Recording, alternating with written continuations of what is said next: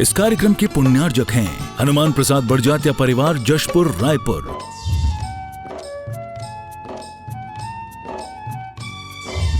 राजकुमार सुधा जैन, विनोद संजना जैन, दिलीप सीमा जैन, रासु शीतल, राहुल अदिति, पुष्पा विमल पांड्या इंदौर, स्नेहलता विकास काला जयपुर, ममता सुरेश सेठी कोलकाता, सानू अमित जैन सूरत, पूर्वा हर्ष हितांश पाटनी कोलकाता, सलोनी हर्षवर्धन जैन आगरा, वेदिका यश पाटनी नागपुर, रचित मौलिक जीनांश वांशिक धैर्य वंदित जैन, सतीश जी जैन, मनीषा आयुषी श्रेया सुरेश संजी जैन परिवार नासिक बिलासपुर से पधारे हैं।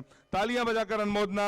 आप आए आचार्य भगवान के सत्संग श्री चरणों में श्रीफल अर्पित कर आशीर्वाद प्राप्त करते हुए शीघ्रता से आ जाएं। श्रीफल लें, श्रीफल दो ना, और आज के इस दीप प्रज्वलन का सौभाग्य प्राप्त करें। साथ में मैं आमंत्रित कर रहा हूं श्रावक से श्री श्री प्रभात जी जैन मुंबई से पधारे हैं। तालियां बजाकर अनुमोदना। आप भी सब परिवार आए आचार्य भगवान के सत्संग श्री चरणों में श्रीफल अर्पित कर आशीर्वाद प्राप्त करते हुए अष्टम तीर्थ चंद्र प्रभु भगवान एवं गुरु नाम गुरु आचार्य ज्ञान सागर जी महाराज के चित्र के सम्मुख दीप प्रज्वलन का सौभाग्य प्राप्त करें। और आज का स्थापना दिवस है हथकरघा का। ब्रह्मचारिणी दीदी, ब्रह्मचारी भैया सभी संयुक्त रूप से आए। तालियां बजाकर अनुमोदना करें। आचार्य भगवान के सत्संग श्री चरणों में श्रीफल अर्पित कर आशीर्वाद प्राप्त करने का सौभाग्य प्राप्त करें। और दीप प्रज्वलन का सौभाग्य अष्टम तीर्थ चंद्र प्रभु भगवान के चित्र के सम्मुख। सोई किस्मत जागी जहां बनते हैं बिगड़े काज, सोई किस्मत जागी जहां बनते हैं बिगड़े काज। मेहरबान हो चंद्र प्रभु है बांटे सबको प्यार, ये अतिशय क्षेत्र हमारा हमें प्राणों से प्यारा, ये अतिशय क्षेत्र हमारा हमें प्राणों से प्यारा। बोली केवल ज्ञान ज्योति की जय। अष्टम तीर्थ चंद्र प्रभु भगवान की जय। गुरु नाम गुरु आचार्य ज्ञान सागर जी महामुनि राज की, संत शिरोमणि आचार्य गुरुवर विद्यासागर जी महामुनि राज की जय। समस्त आचार्य संघ की जय। सतीश जी जैन, मनीषा जी जैन, सुरेश चंद जी जैन परिवार नासिक बिलासपुर से पधारे हैं। आप आए आचार्य भगवान के सत्संग कर कमलों में प्रथम सास प्रदान करने का सौभाग्य प्राप्त करें। शीघ्रता से 2 व्यक्ति आ जाएं, ऊपर जाएं। और पूज्य निर्यापक समन प्रसाद सागर जी महाराज के करकमलों में सास प्रदान करने का सौभाग्य प्राप्त करेंगे।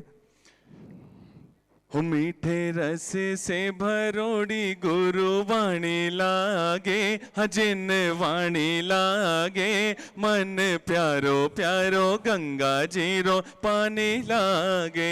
हो मीठे रस से भरोड़ी गुरु वाणी लागे, हजिन वाणी लागे, मन प्यारो प्यारो गंगा जीरो पानी पूज्य लागे। विलक्षणमती माता जी के गृहस्थ जीवन के परिजन नितिन जी, सुरभि जी, हैदराबाद से सचिन जी, पूजा जी जैन यहाँ पर उपस्थित हैं। तालियां बजाकर उनका अभिनंदन है, स्वागत है। आप संयुक्त रूप से आए आचार्य भगवान के सत्संग श्री चरणों में नमन करते हुए पूज्य चंद्र प्रभु सागर जी महाराज के करकमलों में सास प्रदान करने का सौभाग्य प्राप्त करें। पूज्य विलक्षणमती माता जी के गृहस्थ जीवन के परिजन शीघ्रता से। जिनवाणी जग मैया जन्म दुख मेट दो, जिनवाणी जग मैया जन्म दुख मेट दो, जन्म दुख मेट दो, मरण दुख मेट दो, जन्म दुख मेट दो, मरण दुख मेट दो, जिनवाणी जग मैया जन्म दुख मेट। बोलिए द्वादशांग जिनवाणी माता की जय। सतीश जी जैन, सुरेश चंद जी जैन परिवार नासिक बिलासपुर ने आचार्य भगवान के आशीर्वाद से बनने वाली सीढ़ी सरोवर की योजना के लिए एक सीढ़ी की एक शिला के माध्यम से 21,000 रुपए की स्वीकृति दी है। तालियां बजाकर दान की अनुमोदना करना चाहिए। नीलमणि जी जैन राजधान से पधारी हैं। आप भी आए आचार्य भगवान के सत्संग श्री चरणों में श्रीफल भेंट कर आशीर्वाद प्राप्त करने का सौभाग्य प्राप्त करें। कैलेंद्र जी जैन अजमेर से पधारे हैं। आप भी आए आचार्य भगवान के सत्संग श्री चरणों में श्रीफल भेंट कर आशीर्वाद प्राप्त करने का सौभाग्य प्राप्त करें। और हम सभी चलते हैं आचार्य भगवान की सामूहिक पूजन की ओर। बोलिए संत शिरोमणि आचार्य गुरुवर विद्यासागर जी महामुनि राज की। आज की पूजन का सौभाग्य प्रतिभा मंडल की दीदियों के माध्यम से होगा। आपसे निवेदन है पूजन का गायन प्रारंभ करें। बोली संत शिरोमणि आचार्य गुरु श्री खचट विद्यासागर जी महामुनि राज की जय। सारे तीर्थ धाम आपके चरणों में, सारे तीर्थ धाम आपके चरणों में। हे गुरुदेव प्रणाम आपके चरणों में हो, हे गुरुदेव प्रणाम आपके चरणों में। हृदय विराजे हैं बड़े बाबा, कंठ शारदे माता है। हृदय विराजे हैं बड़े बाबा, कंठ शारदे माता है। जो भी मुख से वचन कहे वह वचन सिद्ध हो जाता है, वचन सिद्ध हो जाता है। गुरु जी है ब्रह्मा, गुरु जी है विष्णु, गुरु जी है ब्रह्मा, गुरु जी है विष्णु। हम भी हैं भगवान आपके चरणों में। हे गुरुदेव प्रणाम आपके चरणों में हो, हे गुरुदेव प्रणाम आपके चरणों में। आचार्य श्री जी के चरणों में हम झुका रहे अपना माथ, जिनके जीवन की हर चर्या बन पड़ी स्वयं ही नवगाथा। जैनागम का वह सुधा कलश जो बिखराते हैं गली गली, जिनके दर्शन को पाकर के खिलती मुरझाई हृदय कली, मुरझाई हृदय कली। ओम ह्रीम श्री 108 आचार्य विद्यासागर मुनीन्द्र अत्र अवतर अवतर शंभो सठावानन। जय हो जय हो जय हो। अत्र तिष्ठिष्ठ स्थापनम। जय हो जय हो जय हो। अत्र मम सन्नितो भव भव सठ सन्निधि करणम परिपुष्पांजलम क्षिपामि। सांसारिक विषयों में पढ़कर मैंने अपने को भरमाया, इस राग द्वेष की वैतरणी से अब तक पार नहीं पाया। तब विद्या सिंधु के जल कण से भव कालुष धोने आया हूँ। आना जाना मिट जाए मेरा यह बंध काटने आया हूँ। ओम ह्रीम श्री 108 आचार्य श्री विद्यासागर जी महामुनीन्द्र जन्म जरा मृत्यु विनाश जलम निर्वपामि दी। इस क्रोध नल में जल जल कर अपना सर्वस्व लुटाया है। निज शांत स्वरूप न जान सका, जीवन भर से भुलाया है। चंदन सम शीतलता पाने अब शरण आपकी आया हूँ। संसार ताप मिट जाए मेरा चंदन वंदन को लाया हूँ। ओम ह्रूम अष्टोत्तर सताचार्य आचार्य भगवान गुरुदेव श्री विद्यासागर जी महामुनीन्द्र संसार ताप विनाशना चंदनम निर्वपामि दी। जड़ को ना मैंने जड़ समझा नहीं, अक्षय निधि को पहचाना। अपने तो केवल सपने थे, ब्रह्म और जगत का भटकाना। चरणों में अर्पित अक्षत है, अक्षय पद मुझको मिल जावे। तब ज्ञान अरुण की किरणों से यह हृदय कमल भी खिल जावे। ओम अष्टोत्तर सताचार्य आचार्य भगवान गुरुवर श्री विद्यासागर जी महामुनीन्द्र अखंड अक्षय पद प्राप्त अक्षता निर्विपामी दी। इन विषय भोग की मदिरा पी मैं बना सदा से मत वाला। तृष्णा को तृप्त करे जितनी उतनी बढ़ती इच्छा ज्वाला। मैं काम भाव विध्वंस हेत मन सुमन चढ़ाने आया हूँ। यह मदन विजेता बन न सके, यह भाव हृदय में लाया हूँ। ओम अष्टोत्तर सताचार्य आचार्य भगवान गुरुवर श्री विद्यासागर जी महामुनीन्द्र अखंड ब्रह्मचर्य प्राप्त है, काम माण विध्वंस पुष्पम निर्वपामि दी। स्वाहा इस क्षुधा रोग की व्यथा कथा भव भव में कहता आया। अति भक्ष अभक्ष भखे फिर भी मन तृप्त नहीं कर पाया हूँ। वेद समर्पित में तृष्णा की भूख मिटाऊंगा। अब और अधिक ना भटक सकूं, यह अंतर बोध जगाऊंगा। ओम रूम अष्टोत्तर शताचार्य आचार्य भगवान गुरुवर श्री विद्यासागर जी महामुनीन्द्राय शुद्धारोग विनाशनाय नैवेद्यम निर्वपामीति। मोहांधकार से व्याकुल हो निज को नहीं मैंने पहचाना, मैं राग द्वेष में लिप्त रहा, इस हाथ रहा बस पछताना। यह दीप समर्पित है गुरुवर मेरा, तम दूर भगा देना, तुम ज्ञान दीप की बाती से मम अंतर दीप जला देना। ओम रूम अष्टोत्तर शताचार्य आचार्य भगवान गुरु श्री विद्यासागर जी महामुनीन्द्राय महामोहांधकार विनाशनाय दीपम निर्वपामीति।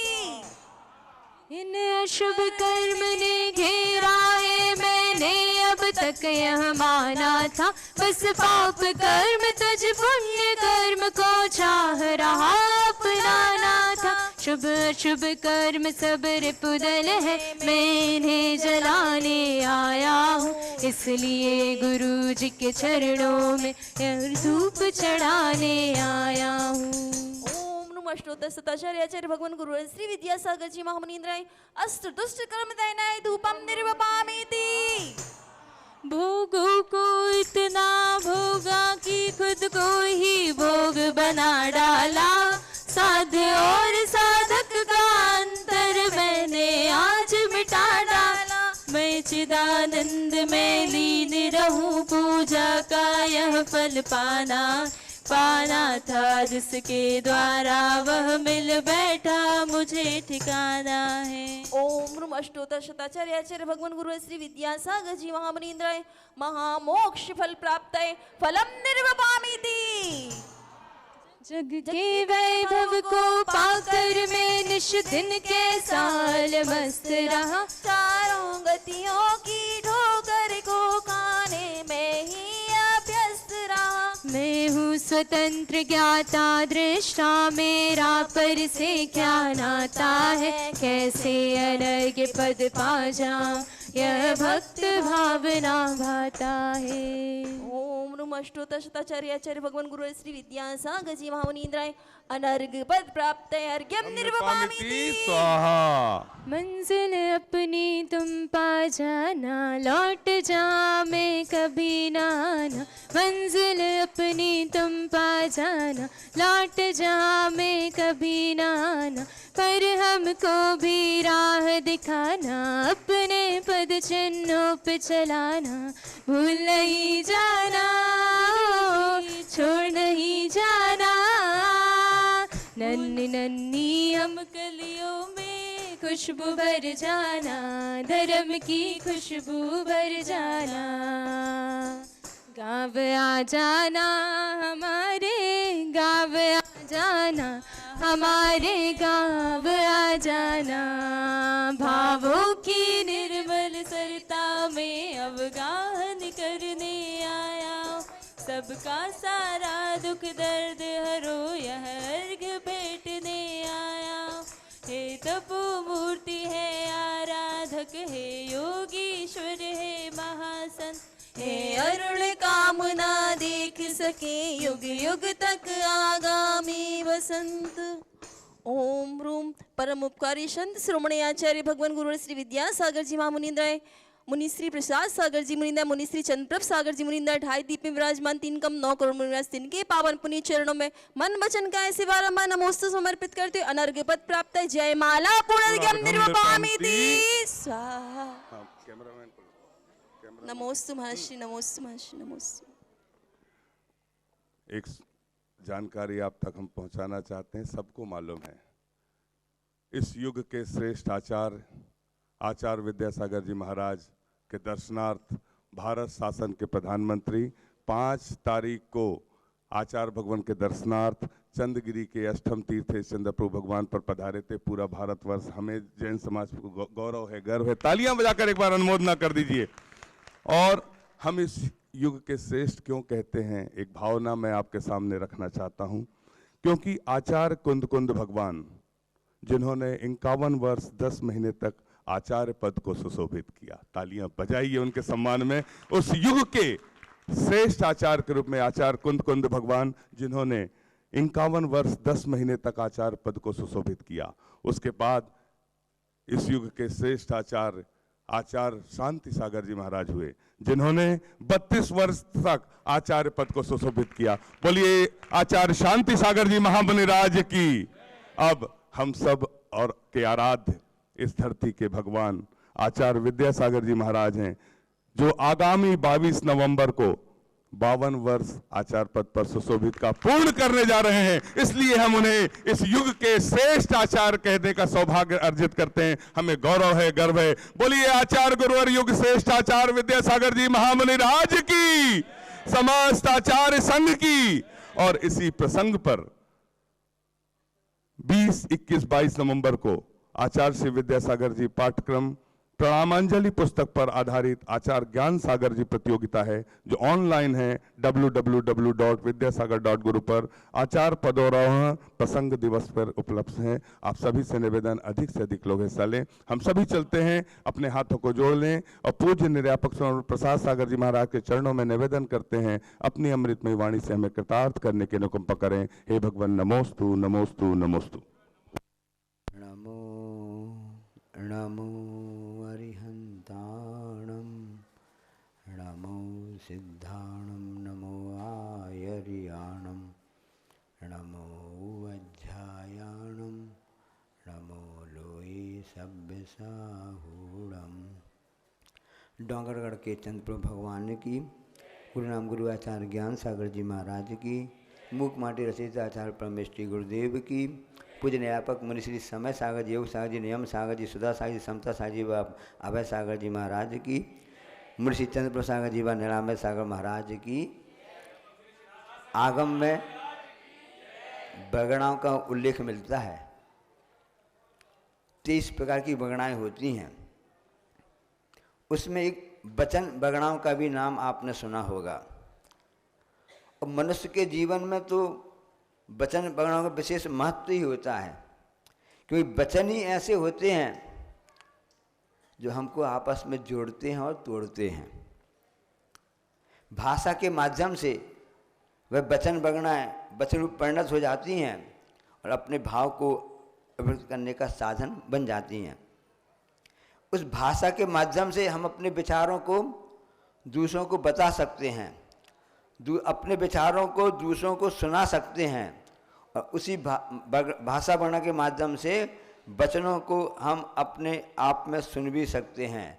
मतलब विचारों का आदान प्रदान करने में इन वचन वर्णों का बहुत ही बड़ा महत्व होता है। और इसी भाषा वर्णा वचन वर्णा के रूप द्वारा ही हमको ज्ञान की प्राप्ति होती है। अब ज्ञान कहाँ प्राप्त होगा, कैसे प्राप्त होगा? वस्तु में अपने आप वस्तु अर्थ को बताने वाली तो है अर्थस्य, तो उसमें उसका ज्ञान कैसे होगा, उसको एक्सप्लेन कैसे किया जाएगा, कैसे प्रस्तुत किया जाएगा, उसमें उसकी भूमिका बनती है, तो वचन वर्णाओं की बनती है। इसलिए सम्यक दर्शन की भूमिका में आप लोग सब सुनोगे, लब्धियों का प्रकरण सुना होगा। 5 लब्धियाँ होती हैं, उसमें बीच में देशना लब्धि भी आती है। तो देशना लब्धि है क्या वस्तु? भव्य जीवों के पुण्य से अरहंत भगवान जो तीर्थंकर केवली भगवान बन जाते हैं, उनकी वह वचन वर्णनाएं निकलती हैं दिव्य ध्वनि के रूप में, और हम सबके लिए गणधर देव उनको झेल करके और बड़े बड़े आचार्य महाराज उसके लिए प्रस्तुत करते हैं। वीर हिमाचल तैनिक श्री गुरु गौतम के मुख, ये पूरी परंपरा चली आई है। यदि वचन वर्णना नहीं होती तो वचन को बताने वाले कौन होते, कैसे समझ में आता? सब मूक रहते। जो व्यक्ति मूक रहता है उसकी सुन लो, कि जो मूक भी रहता है वो बधिर भी होता है, जो बोल नहीं पाता वो सुनाई भी नहीं देता है। यदि वचन वर्णना नहीं होती तो क्या होता? हमको वस्तु स्वरूप पता चलाने बताने में कोई होता ही नहीं। इसलिए मंगलम कुंद कुंदादो जैन धर्मोस्तु मंगलम। अभी संचालक महोदय ने बताया कि आचार्य कुंद कुंद दिगंबर आमना के सबसे बड़े आचार्य हुए हैं, और उनको 51 वर्ष 10 माह तक आचार्य पद में रहे वहाँ पर, और अपने आचार्य महाराज जी उससे भी आगे होकर के 52 वर्ष उनके लिए पूर्ण हो रहे हैं। लेकिन आचार्यों की कृपा रही हम सबके ऊपर कि उन्होंने वचन वगणाओं को ग्रहण करके उस वस्तु स्वरूप को जान करके हमारे सामने प्रस्तुत किया। नहीं तो हमारे सामने सत्य क्या है असत्य क्या है कुछ भी पता नहीं चल पाता।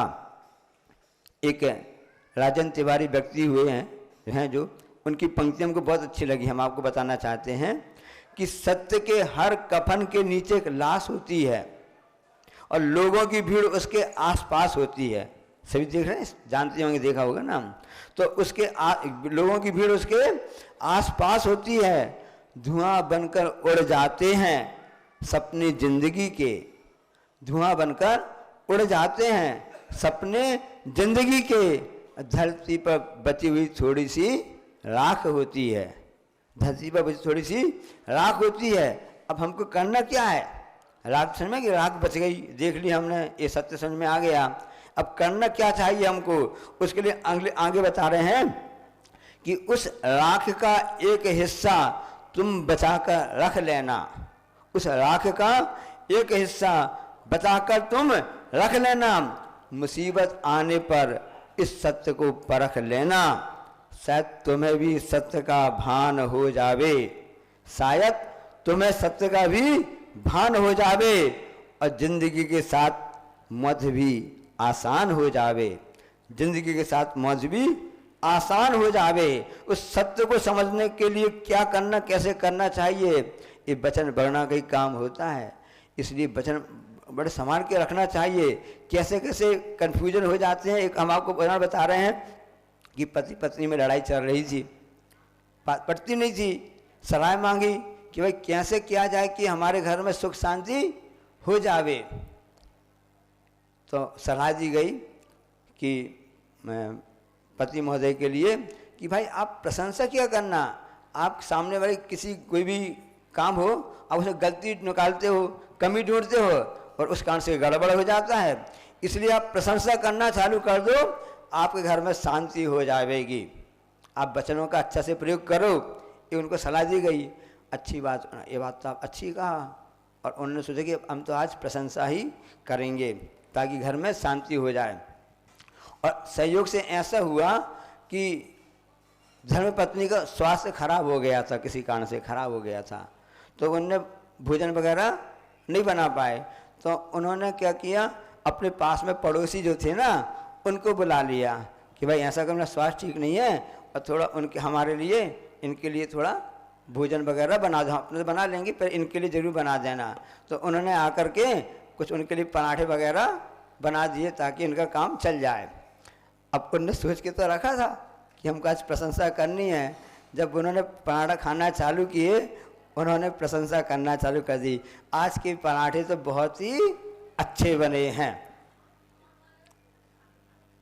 पति महोदय ने तारीफ करना चालू कर दी, आज के पराठे तो बहुत ही अच्छे बने हुए हैं। अब क्या हुआ, अब तो चूल्हा में तो आग लगी नहीं रही, पता नहीं पर उनको तो आग लगी गई। उन्होंने कहा मैं इतने दिनों से भोजन बनाते रहा, सब करवाते रही आपके लिए, सब काम रहा, तब तो आपने कभी तारीफ की नहीं और आज मैंने पड़ोसन से भोजन बनवा लिया। इस सत्य असत्य का क्या सब आता है ये देख लीजिए। आगम में इसका बहुत अच्छा उदाहरण आया, आपको बताते हैं। दोनों सगे भाई थे और सगे भाई थे, उन्होंने कहा कि क्या किया जावे, संसार तो असार है, संसार में कुछ भी सार नहीं है। इसलिए दोनों को वैराग्य हो जाता है। दोनों सगे भाई हैं, अब वैराग चले जाते जंगल तपस्या करने की ओर। अब उनके लिए वैराग तो हो गया, दोनों ने उस रास्ता पकड़ लिया, जंगल की रास्ता पकड़ तो ली, लेकिन उसमें भी रास्ता बहुत सी पगडंडियाँ होती हैं। तो एक तो बन गए दिगंबर मुनि महाराज बन गए और एक को संगति मिली, संगति सर्वदायी, कल जो आपको बताया था ना, तो उनके लिए अच्छा उन्हें भी तपस्या करना चालू कर दी। अब दोनों भाइयों ने तपस्या करना चालू कर दिया। कई साल निकल गए, 1 2 4 5 10 साल 12 साल जितने साल निकल गए, हाँ समय हो गया। अब छोटे भाई को चिंता हुई, भाषा पे उमड़ाया अंदर से कि भाई की चिंता करें, मेरा बड़ा भाई कहाँ पर है। वो भी तपस्या के लिए गए थे, मैं भी तपस्या के लिए यहाँ पर आया हूँ। पता चला कि वो तो बड़े भाई जो हैं काफ़ी दीन अवस्था में हैं, उन पूरे शरीर में तो मैल लगा हुआ है। इतने गरीब हो चुके हैं कि उनके पास कपड़े भी नहीं है, जैसे इनके पास बिल्कुल कपड़े ही नहीं है। बिल्कुल आप देख रहे हैं ना, क्या किया जावे उनको अंदर। अरे ये तो क्या हो गया, वो तपस्या के लिए गए थे, किसी डाकू ने किसी उसने ऐसा कुछ कर दिया होगा, कुछ गड़बड़ हो गया होगा, बड़ी चिंता करने लगे। और उन्होंने सोचा कि चलो अब मैं इनकी सहायता करूं, जैसे पड़ोसन ने सहायता की थी पड़ोसन की, इस ढंग से उसने सोचा कि सहायता करना चाहिए। उनके लिए सहायता के लिए मैं अपना सामग्री, मैंने तपस्या से जो एक वस्तु प्राप्त की है उनके लिए प्रेषित कर दी, थोड़ी सी मात्रा में दे दी गई।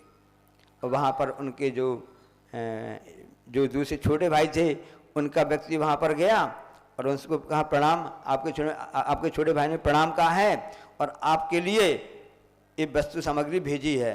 क्या भेजी है? अरे इन्हें बहुत अच्छी वस्तु भेजी है, इन्होंने इतनी तपस्या की है कि उनको रिद्धि सिद्धि प्राप्त हो गई। अच्छा, और उनके वस्तु प्राप्त हो गई है, इससे क्या होगा? इससे आपकी पूरी दरिद्रता गरीबी सब दूर हो जाएगी। अच्छा, क्या वस्तु है? अच्छा ये वस्तु है। अच्छा, उन्होंने कहा ठीक है, इसको मिट्टी में डाल दो। मिट्टी में डाल दी। अरे आपने क्या किया? हमारे मालिक ने, हमारे गुरु महाराज ने, हमारे जो इष्ट आराध्य थे उन्होंने आपकी सेवा में भेजा, आपने इसकी कोई कीमत नहीं समझी। इतनी बहुमूल्य वस्तु कि जिसमें सोना बनाने की शक्ति है, आपने उसको मिट्टी में मिला दिया। वो जाकर वापस बोलता है कि आपके भाई तो शरीर से भी गरीब हैं और दिमाग से भी ऐसे हो गए हैं, उनका लगता है तपस्या करते करते उनकी बुद्धि भी गड़बड़ हो गई है। अब सब कुछ बताया, इसके बाद भी उस बात को समझ नहीं पा रहे हैं। फिर उनको दया आ गई, मेरा भाई है तो मेरा सगा भाई तो है, अन्य कोई तो है नहीं है ना। रिश्ते बड़े मजबूत होते हैं ना। कौन कहता है ना कि रिश्तों में शक्ति नहीं होती है, आपस में प्रेम होता है ना तो अपने आप शक्ति आ जाती है। किसी ने पूछा ना रिश्ते का मतलब क्या होता है, रिश्तों का मतलब क्या होता है, तो उन्हें उत्तर दिया जहां मतलब होता है वहां कहीं रिश्ता होता है, जहां कहीं मतलब होता है वहां कहीं रिश्ता होता है। तो रिश्तों को निभाया जाता है, रिश्तों को तोड़ा नहीं जाता, रिश्तों को जोड़ा जाता है। वो रिश्ता बना हुआ था भाई भाई का, कितना प्रेम सोचो आप, यहाँ जितने भाई लोग बैठ सोच लीजिए कितना प्रेम है उनमें। तो उन्होंने कहा क्या किया जावे, अब मैं ही चल के उनसे बात करता हूँ। और जो सामग्री बची हुई थी चले गए। अरे ये मेरे भाई कैसे हो गए हैं, देख के दंग रह गए। उनको नमस्कार प्रणाम किया, बड़े भैया हैं भरत के राम जैसे, और मैं आपकी सेवा में लाया हूँ, ऐसा करो आप दूर कर लीजिए। उन्होंने कहा, बड़े भाई ने कहा ठीक है बात है, क्या करना चाहते। उन्होंने भी उसको सामग्री ली, उसको मिट्टी में गिरा दिया।